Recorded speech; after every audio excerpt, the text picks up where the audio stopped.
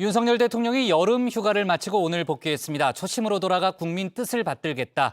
인적 쇄신 요구에 대해서도 국민의 관점에서 점검하겠다고 말했습니다.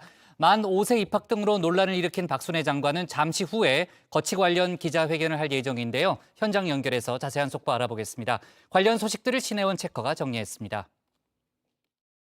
저희는 내일도 오후 5시 별이 5개 정각에 다시 찾아뵙겠습니다. 별이 5개는 양원보 반장이 많이 있습니다. 저희가 뺏어오죠. 뾰로롱 안녕하십니까. 자, 박지훈 변호사님. 네.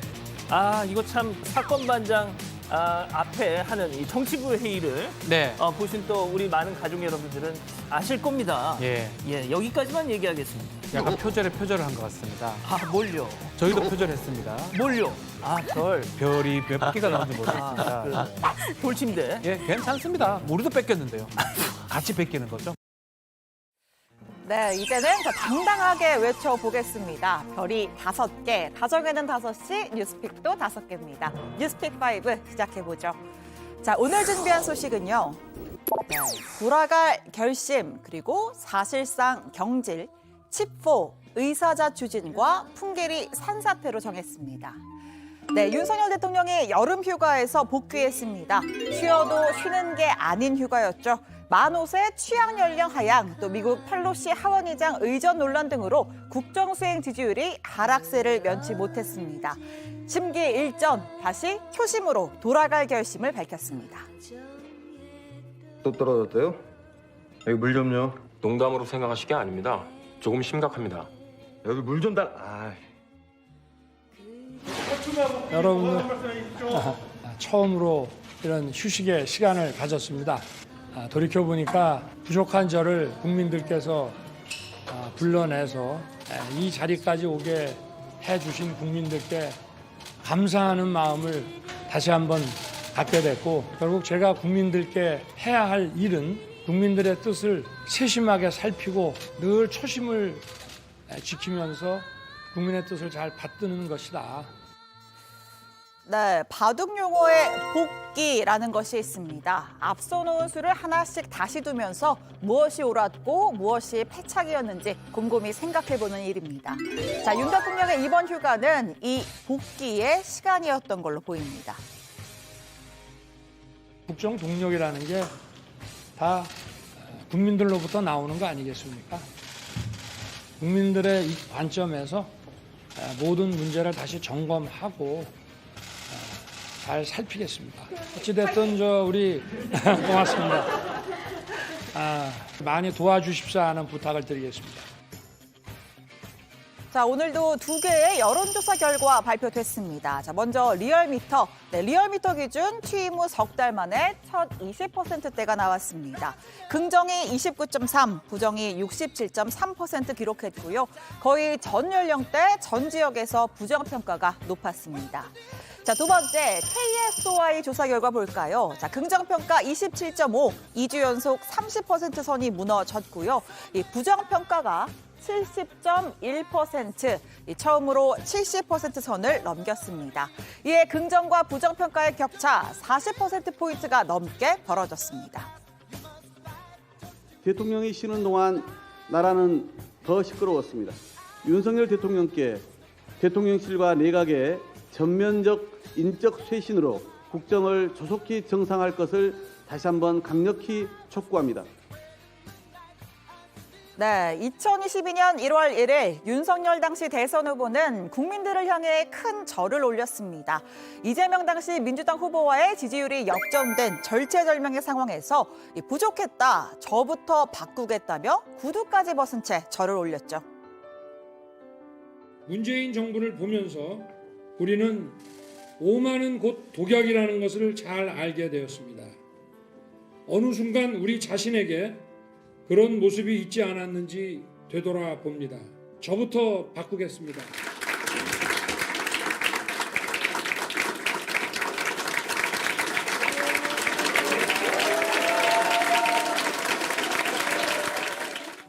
자, 그로부터 나흘 뒤 국민의힘 선대위를 해체하고 백지위의 재건을 선언했습니다. 지지율은 다시 상승 곡선을 그렸고 결과는 정권 교체로 이어졌는데요. 자, 윤 대통령 그때의 경험을 잊지 않고 있을 겁니다. 지금이야말로 저부터 아니 모든 걸 다 바꾸겠다는 윤석열표 쇄신이 절실한 시점 아닌가 싶은데요.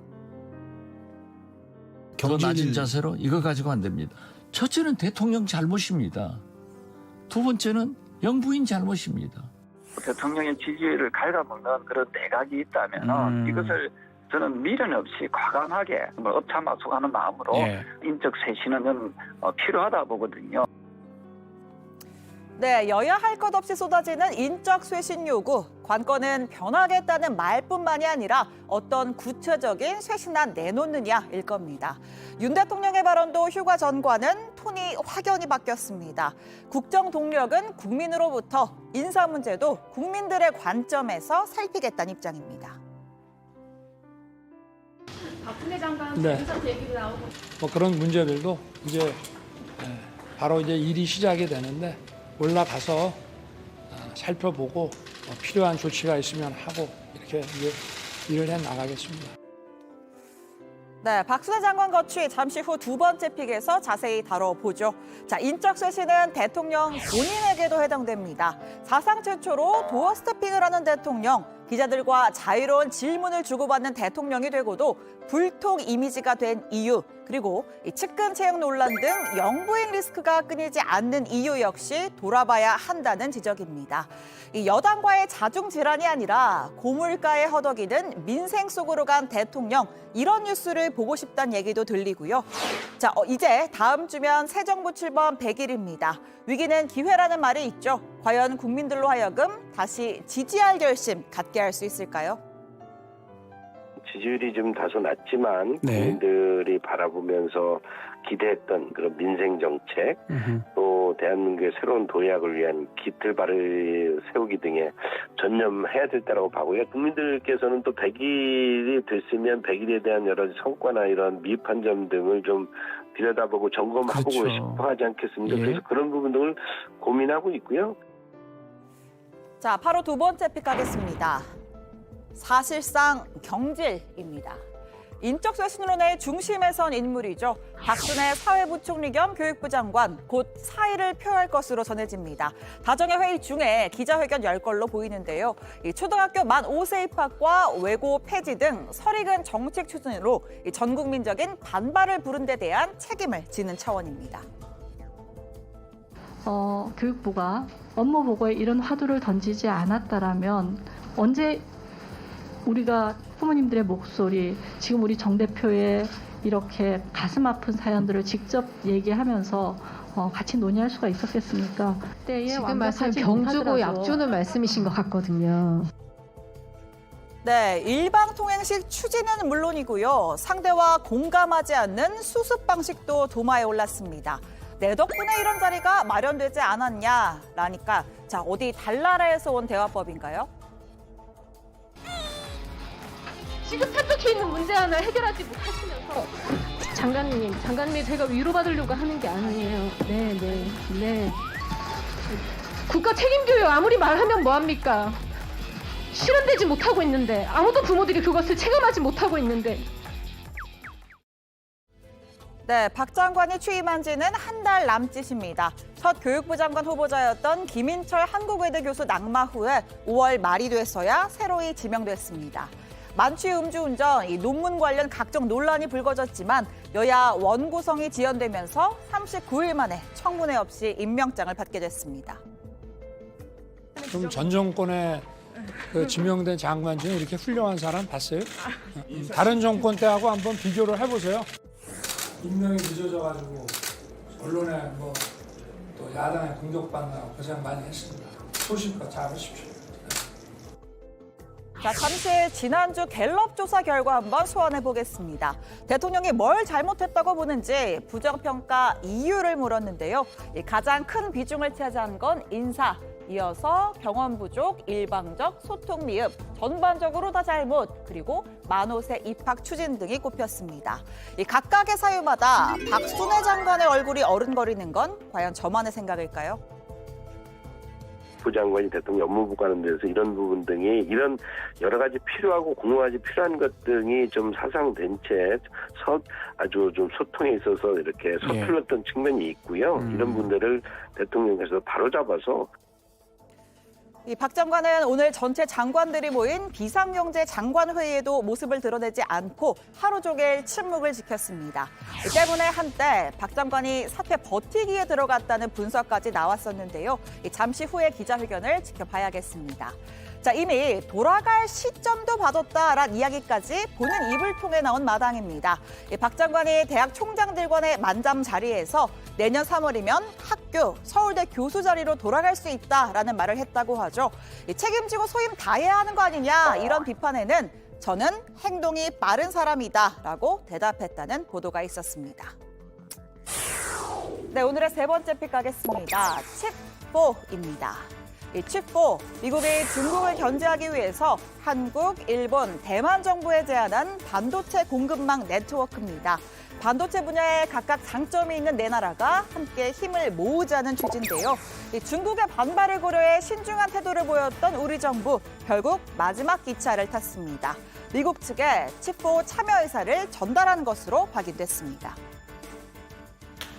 지금 정부 각 부처가 그 문제는 철저하게 우리 국익의 관점에서 세심하게 살피고 있습니다.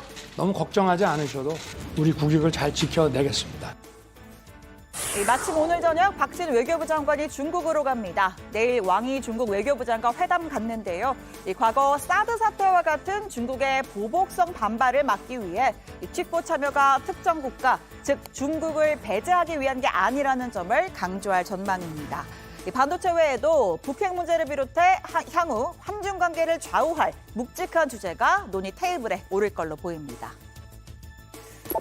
자, 오늘의 네 번째 픽은 의사자 추진입니다. 47명의 사상자를 낸 이천 관고동 병원 화재. 당시에 탈출이 가능했지만 끝까지 투석 환자들을 지키다 숨진 고 현은경 간호사의 빈소에 추모의 물결 이어졌습니다. 전역하면 지금까지 받았던 거 다 보답해드리고 싶었는데 이렇게 가셔가지고 열심히 살아가지고 엄마 목까지 해서 걱정하지 마시고. 네, 경기 이천시는 최대한 빠른 시일 안에 현 간호사에 대한 의사자 지정 신청할 방침이라고 했습니다. 여당의 권성동 대표 직무대행도 정부에 적극적으로 건의하겠다고 했죠. 숭고한 희생 정신에 대한 예우는 남아있는 우리들의 몫이라고도 말했습니다. 이 화재 원인도 밝혀야 합니다. 맨 처음 불이 난 아래층 골프 연습장에서 누전 등의 전기 요인이 있었는지 작업자의 과실이 있었는지 여부를 조사하고 있습니다. 네, 오늘의 마지막 픽입니다. 풍계리 산사태입니다. 북한 함경북도의 풍계리 핵실험장에서 산사태가 발생했습니다. 몇 주 동안 쏟아진 비 때문이고요. 복구 공사 중이던 갱도로 이어지는 도로가 모두 파손돼서 현재는 도보 통행만 가능하다고 합니다. 자, 이번 여름 유독 장마가 길게 느껴집니다. 어제 북한 지역에 많은 비를 뿌린 구름대가 오늘 새벽 중부지방으로 내려왔고 이곳을 중심으로 2차 장마가 시작됐습니다. 곳곳에 시간당 80ml가 넘는 폭우 그리고 천둥, 번개 다들 들으셨죠? 서울 한강 이남과 인천, 경기 북부 남서부, 강원도의 호우경보가 그 밖에 수도권 지역엔 호우주의보가 발효돼 있습니다. 휴가철 피해도 우려되는데요. 계곡이나 하천에서는 급류주의, 반드시 기상정보 체크하면서 안전한 곳에 머무셔야 합니다. 이 산사태 위험 지역 주민들도 만일의 사태에 대비해 대피 준비해 두시는 게 좋겠습니다. 네, 월요일의 뉴스픽 여기까지입니다. 들어가서 원픽 꼽죠. 뉴스픽 5였습니다.